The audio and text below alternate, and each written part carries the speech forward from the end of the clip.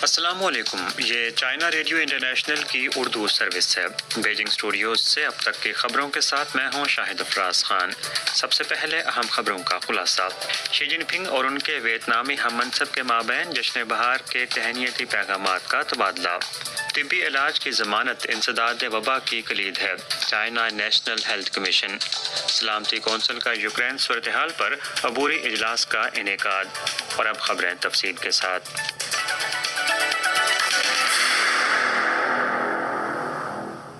چین اور ویتنام کے روایتی تہوار جشن بہار پنگ اور کمیونسٹ پارٹی آف ویتنام کے جنرل سیکرٹری ناگیان پھوترونگ کے مابین تہنیتی پیغامات کا تبادلہ کیا گیا۔ شی جن پنگ نے کہا کہ سال 2022 دونوں جماعتوں اور دونوں ممالک کی ترقی میں نمایاں اہمیت کا حامل رہا ہے۔ دونوں جماعتیں اور دونوں ممالک کے متعلقہ ادارے فریقین کے مابین طے شدہ اتفاق جس سے فریقین کے سیاسی باہمی اعتماد اور روایتی دوستی کی مضبوطی اور دونوں ممالک کی خوشحالی میں مدد ملے گی۔ شی جن پنگ نے نئے سال کے لیے بھرپور امید ظاہر کرتے ہوئے کہا کہ وہ جنرل سیکرٹری ناگیان پھوترونگ کے ساتھ قریبی تبادلہ برقرار رکھتے ہوئے چین ویتنام تعلقات کی صحت مند ترقی میں رہنما کردار ادا کرنے کے خواہاں ہیں۔ ویتنام کے ساتھ حکمت عملی کی ہم آہنگی کو مضبوط بناتے ہوئے مختلف شعبوں میں ٹھوس تعاون کو گہرائی تک لانے اور عالمی و علاقائی امور میں مشاورت کو مضبوط بنانا چاہتے ہیں۔ ناگیان پھوترونگ نے کہا کہ دونوں رہنماؤں کے مابین طے شدہ سلسلہ وار اتفاق رائے کی روشنی میں ویتنام اور چین کے تعلقات مثبت طور پر آگے بڑھ رہے ہیں۔ انہوں نے کہا کہ وہ شی جن پنگ کے ساتھ مل کر دونوں جماعتوں اور دونوں ممالک کے تعلقات کو مزید فروغ دینا چاہتے ہیں۔ چین کے نیشنل ہیلتھ کمیشن کے ترجمان مے فنگ نے ہفتے کے روز ایک معمول کی پریس کانفرنس میں کہا کہ چین میں کووڈ-19 کی روک تھام کو کلاس بی مینجمنٹ قرار دینے کے بعد آئندہ طبی علاج کو یقینی بنانا کلیدی کردار ادا کرے گا۔ چین کے ریاستی کونسل کے مشترکہ روک تھام و کنٹرول میکانزم کی پریس کانفرنس میں ترجمان نے چین میں اہم گروہوں بالخصوص بزرگوں، حاملہ خواتین، بچوں اور دائمی امراض کے حامل لوگوں کے تحفظ پر روشنی ڈالتے ہوئے کہا کہ ان لوگوں کے صحت کی نگرانی اور درجہ بند خدمات کو صحیح معنوں میں یقینی بنانا ہوگا۔ ان کا کہنا تھا کہ ایسے لوگوں کی فوری معلومات، جلد رابطہ اور جلد علاج کی پالیسی اپنائی جائے گی اور اس سلسلے میں شدید امراض میں مبتلا مریضوں کے لیے گرین چینل کھولنے کے ساتھ ساتھ مغربی طب اور روایتی چینی طب دونوں کو بروئے کار لانا ہوگا۔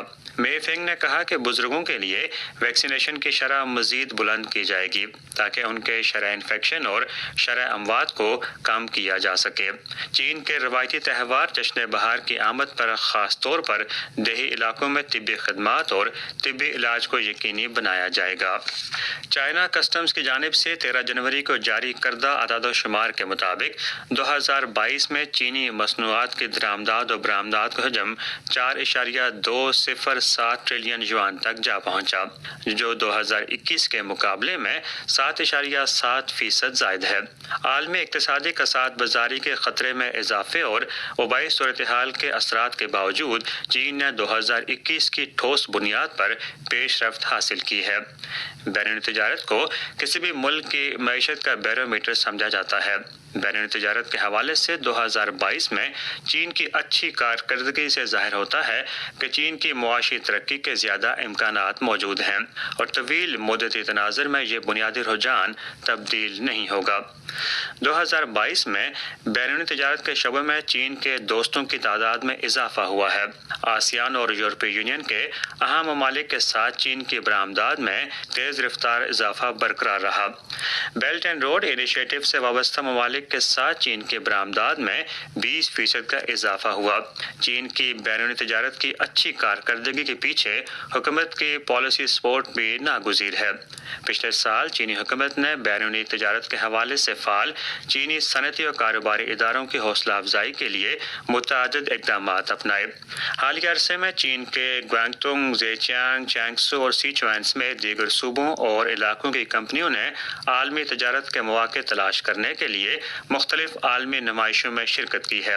وبا کے عالمی پھیلاؤ کی صورتحال میں چین کی بین التجارت نے پوری دنیا میں رسد کی کمی کو پورا کرتے ہوئے عالمی تجارت کی بحالی کے لیے اہم خدمات سر انجام دی ہیں۔ 2023 میں چین کی بیرونی تجارت نہ صرف چین کی تیز معاشی ترقی بلکہ عالمی معاشی ترقی کے لیے اہم انجن بن جائے گی۔ اقوام متحدہ کی سلامتی کونسل میں 13 تاریخ کو یوکرین کی صورتحال پر عبوری اجلاس منعقد ہوا۔ چین کے نمائندے نے اجلاس میں اس بات پر زور دیا کہ متصادم فریقوں کے درمیان جنگ بڑھانے کے بجائے گفتگو اور مذاکرات کی حوصلہ افزائی کرنا ہوگی۔ اس موقع پر یوکرین کے اول نائب وزیر اعظم نے مختلف ممالک سے اپیل کی کہ وہ یوکرین کی جانب سے امن فارمولے کی حمایت کریں۔ اس حوالے سے اقوام متحدہ میں روس کے مستقل نمائندے ویسلی نیبنزائر کا کہنا تھا کہ یوکرین نے روسی صدر کے ساتھ امن مذاکرات روکنے کے لیے قانون بھی منظور کیا ہے اور اب نام نہاد امن فارمولہ پیش کیا گیا ہے۔ اقوام متحدہ میں چین کے مستقل نمائندے چانگ جن نے کہا کہ یوکرین بلکہ یورپ میں امن و امان بحال کرنا عالمی برادری بالخصوص سلامتی کونسل کی ذمہ داری ہے۔ انہوں نے کہا کہ یوکرین کا بحران یورپ میں دیرینہ اور گہرے اختلافات کا نتیجہ ہے۔ جب تک متصادم فریقین مذاکرات کی میز پر واپس نہیں آئیں گے تب تک جنگ بندی اور یورپی سلامتی کے ڈھانچے کی ازسر نو تعمیر ناممکن ہے۔ چینی نمائندے نے کہا کہ حالیہ بحران کے تناظر میں اثر و رسوخ کے حامل اہم ممالک کو روس اور یوکرین کی حوصلہ افزائی کرنی چاہیے کہ وہ باہمی مذاکرات کریں۔ اسلحے کی فراہمی مسئلے کا حل نہیں بلکہ جنگ کو مزید توسیع دے سکتی ہے۔ ہنگری کے وزیر اعظم وکٹر اوربان نے 13 تاریخ کو سرکاری ٹی وی کو انٹرویو دیتے ہوئے کہا کہ غلط تعزیری اقدامات اور یوکرین بحران سے نقصان صرف یورپی عوام کا ہوا ہے۔ حالیہ بحران میں فائدہ امریکہ نے اٹھایا ہے جبکہ نقصان یورپ کو پہنچا ہے۔ انہوں نے کہا کہ مجموعی تناظر میں یوکرین بحران سے معاشی طور پر سب سے زیادہ نقصان اٹھانے والا واحد فریق یورپ ہے۔ اوربان کے مطابق یورپی یونین تعزیری اقدامات کی پالیسی کو غلط قرار دینے کی جرات سے بھی عاری ہے۔ ہنگری بڑے ممالک کے موقف کو تبدیل نہیں کر سکتا ہے، لہٰذا روس کے خلاف تعزیری اقدامات جاری رہیں گے۔ اوربان نے کہا کہ روسی توانائی ترک کرنے کے عوض امریکہ یورپ کو 5 تا 10 گنا زیادہ قیمت پر توانائی فراہم کر رہا ہے۔ اطلاعات کے مطابق یوکرین بحران کے آغاز سے اب تک یورپ کو توانائی کے شدید بحران کا سامنا ہے۔ روسی توانائی سے انکار کے باعث یورپ کو 1 ٹریلین امریکی ڈالر کا نقصان پہنچا ہے۔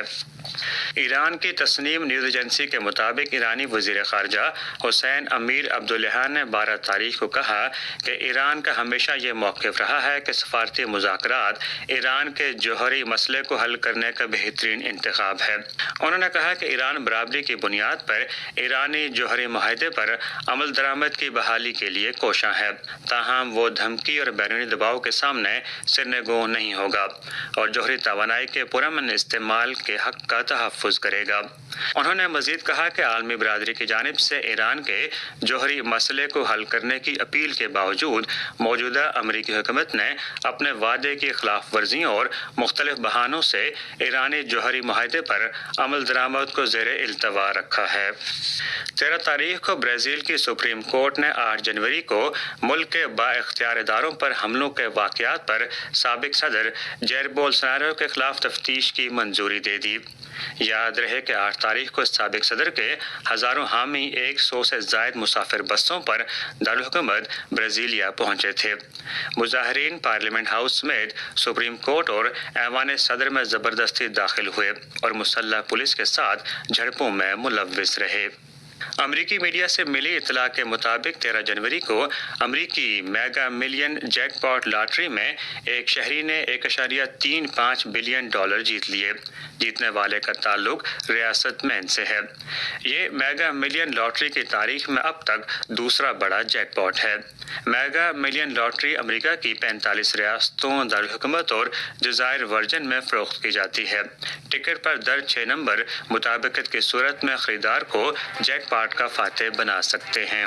اسی کے ساتھ خبریں ختم ہوئیں۔ آخر میں خبروں کا خلاصہ ایک بار پھر۔ شی جن پنگ اور ان کے ویتنامی ہم منصب کے مابین جشن بہار کے تہنیتی پیغامات کا تبادلہ۔ طبی علاج کی ضمانت انسداد وبا کی کلید ہے، چائنا نیشنل ہیلتھ کمیشن۔ سلامتی کونسل کا یوکرین صورتحال پر عبوری اجلاس کا انعقاد۔